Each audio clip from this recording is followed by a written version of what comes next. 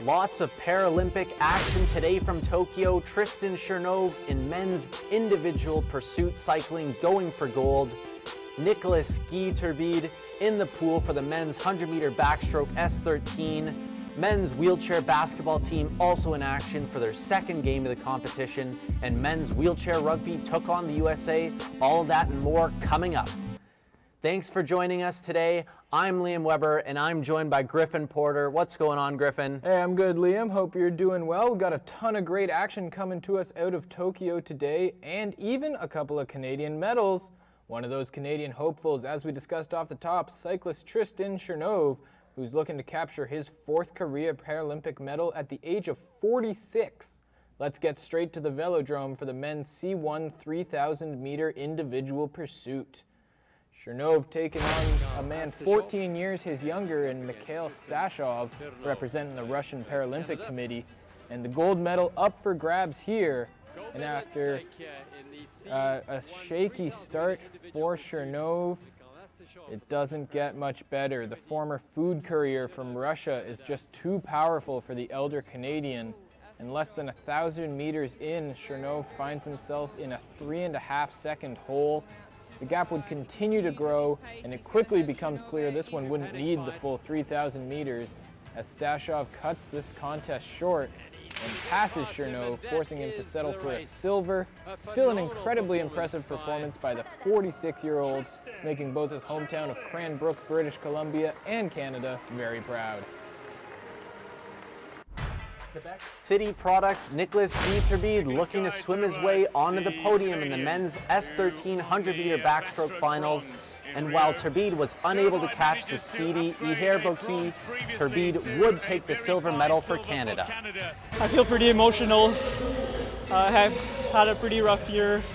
My body wasn't always doing what I wanted it to do, to a point where I didn't know if I could make it here. I think I just had the edge tonight with the experience I had in the past couple of years. Learned to be resilient and to believe in myself, and I think that really helped me today.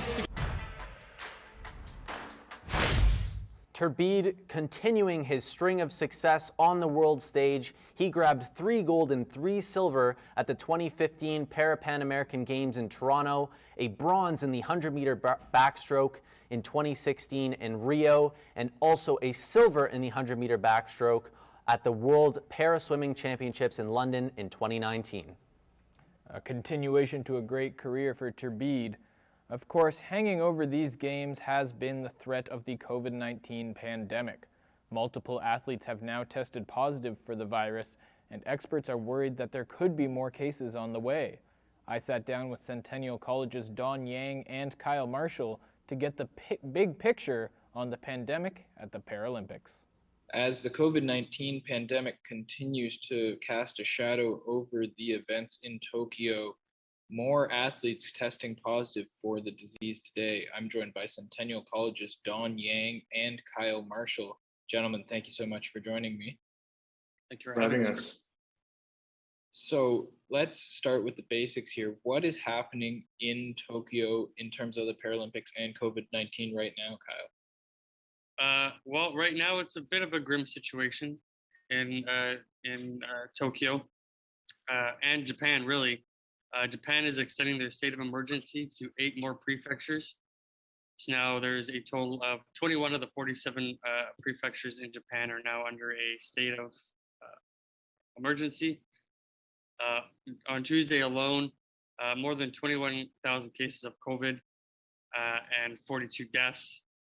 More than 90% of their critical care beds are occupied, and they just suspended the use of more than 1.6 million Moderna vaccine doses because of concerns of contamination. So the situation there seems to be getting worse every day, and it could put the safety of the games in jeopardy for sure.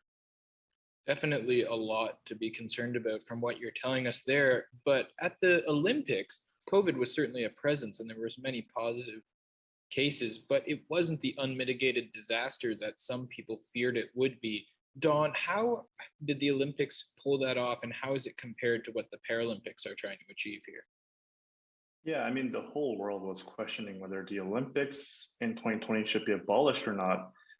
However, the Tokyo 2020 president, Seiko Hashimoto, insisted that the games are safe and secure and the show must go on.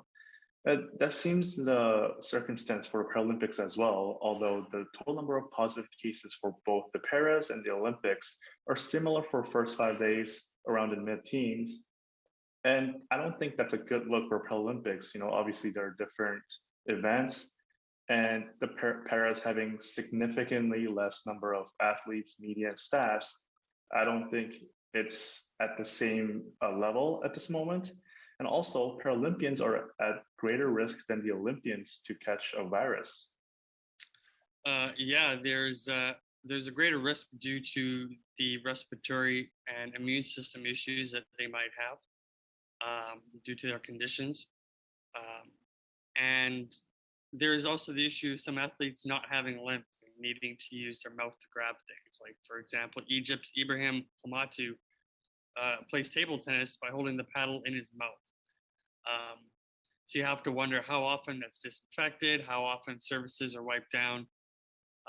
Athletes with spinal cord injuries also are associated with conditions such as type 2 diabetes and cardiovascular issues, and they could have an increased risk of death due to COVID.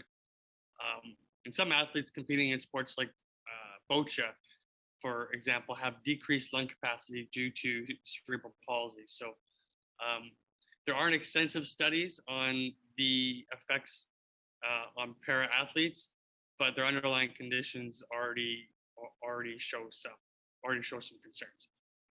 Certainly a lot of things to be concerned about. Hopefully we won't have to talk about COVID much more during these Paralympics, and we'll be able to focus on the athletes, but it's something to keep an eye on. Gentlemen, thank you so much for joining me. Stay safe, and we'll talk to you again soon. Thank you, Guys. Thank you. At the Tokyo Paralympics, the Canadian men are looking for a bounce-back performance in wheelchair basketball. Dating back to Sydney 2000, the team has won 3 gold medals and 1 silver. But an early exit at the Rio 2016 Paralympics has Canada hungry for some more hardware once again. And there they are, Team Canada taking on Spain, the reigning silver medalists. Early on, Spain setting the tone, a deep 3 by Jordan Ruiz. Then, soon after, it's Garcia driving to the basket down low for the easy lay-in for Spain. Nick Gonson and Team Canada having to play catch-up, trailing by 17 at the break, needing a big showing in the second half, but Spain continues to dominate, Canada losing 78-41. Thoughts from Coach Matteo Beriani. They are very hard, they are very intense, the Spanish, but also you can see, we have been able to keep them. We just have to believe it more. We just need to be more hungry, more, why not also angry. We need to have more desire. When we have that desire, we showed it. We can stop, they cannot pass us. Jumping over to the wheelchair rugby, Canada versus the arch rival USA will go straight to the second quarter.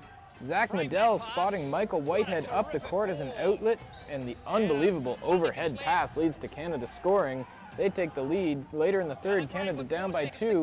Charles Aoki manages to bring down the pass with the tips of his fingers, and he wheels backwards and crosses the goal line on the buzzer. A great play, but the Americans aren't going down without a fight in the final moments. The Americans have come all the way back and taken the lead. Canada's mere seconds to conjure some late magic, but Butterfingers gives USA the win. Unfortunately, with the loss, there won't be the possibility of a podium for the Canadians. We came here for that sole reason, so it's a little difficult, but we have a great staff, great coaches, and great teammates. So we worked hard the whole game. We fought the whole game. Everybody gave their all. So I couldn't be prouder of the boys for that fight. We have a few more Canadians in actions at the Tokyo Paralympics on day 2. Now on to Canada versus Israel in the goalball preliminary round. Goalball, a sport where you need extreme concentration and silence. We picked things up late in the first half. Canada up 1-0. Emma Renke with a shot. Looks for the corner, scores the goal, tucks that down the line. Then in the second half, Renke scores again. The rookie dominated with the game with 4 goals. Canada's top player in the tournament so far should feature versus Australia Saturday at 9 a.m. Canada wins 6-2. The men's épée event taking place at the Makuhari Messi Center, 38-year-old Pierre Mainville, competing in his final Paralympics, picks up a win over Johan Peter of France in his first bout, but the rest of the day would not go as well. He finishes last in his pool with a 1-5 record. No swan song for the Canadian veteran. But there was another Canadian in action, 24-year-old Ryan Russell, the youngster competing in his first Paralympics. However, he would not fare any better. No wins in pool play for him as the Canadian pair goes home empty-handed. So Canada adding a bunch of silver medals to their collection today. Here's an updated look at how the leaders are shaping up in Tokyo. It's China growing their lead in both gold medals and total medals, while Great Britain and the Russian Paralympic Committee round out the top 3. Australia making some gains to jump up into 4th place in the gold medal count, with the United States rounding out the top 5 with 6 golds. Canada still looking for their first top of the podium finish, but their 6 medals rank them 13th in terms of total hardware overall. That'll do it for us in the Centennial College studio today, but make sure to check out the Toronto Observer for all the latest news and updates from Tokyo, plus profiles on athletes and more. Ben Ronsky with a great piece on track athlete Brent Lakatos, who just qualified for the final in his event a few hours ago. Thanks for watching.